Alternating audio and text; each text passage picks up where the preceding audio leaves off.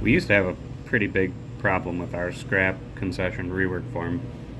Every time we ran out, we'd have to print off 200 of them and fill out this line with the last number going forward.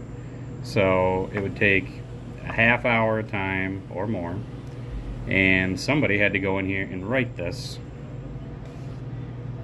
on each one of these sheets.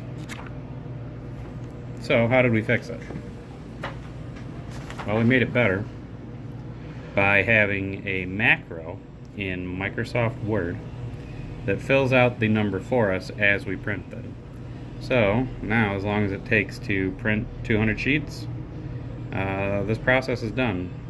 We're going to have to do that anyway, but now we don't have to put any more labor into filling out a simple little number. Pretty excellent.